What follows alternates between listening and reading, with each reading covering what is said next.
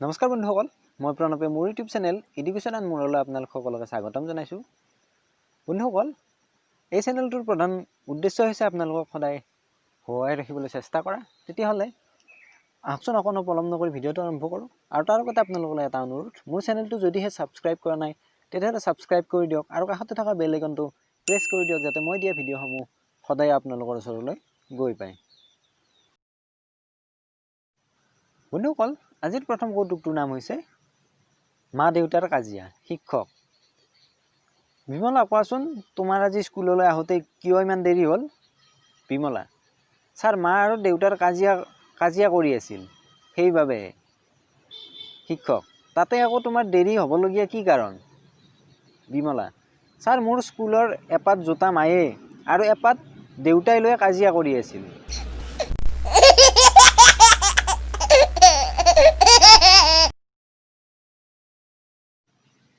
বন্ধুসকল, আজিৰ দ্বিতীয় কৌতুকটোৰ নাম হৈছে ডাক্তৰ বাবু। ৰোগী: ডাক্তৰ বাবু, কিবা এটা কৰক, মই এটা কলম গিলি পেলালোঁ। ডাক্তৰ: একো নাই, 2 শিলামান বগা কাগজ ল'ব, ৰাতিপুৱা আৰু গধূলি কেইদিনমান খাই থাকক। ৰোগী: বগা কাগজ খালে কি হ'ব ডাক্তৰ বাবু? ডাক্তৰ: সদায় সদায় কবিতা, গল্প, উপন্যাস আদি তৈয়াৰ হৈ ওলাই আহিব।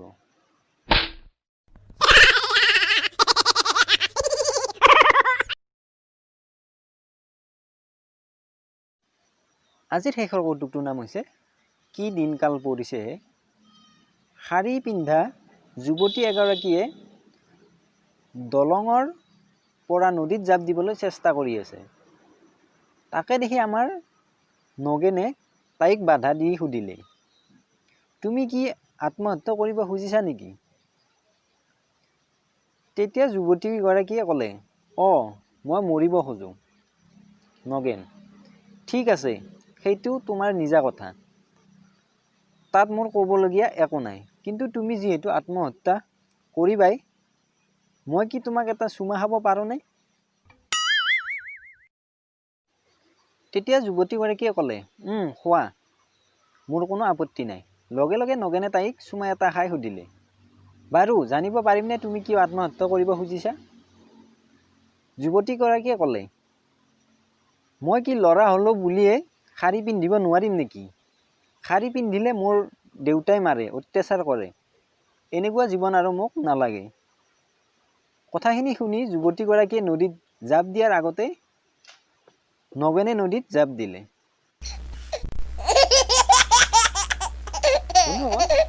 কৌতুককেইটা শুনি ভাল পালে ভিডিঅ'টো লাইক কৰক, সকলোৱে হাঁহিবৰ কাৰণে শ্বেয়াৰ কৰক, আৰু মোৰ এনেকুৱা ধৰণৰ ভিডিঅ'সমূহ সদায় পাই থাকিবলৈ চেনেলটো ছাবস্ক্ৰাইব কৰি থওক। ভিডিঅ'টো শেষলৈ চোৱাৰ বাবে ধন্যবাদ।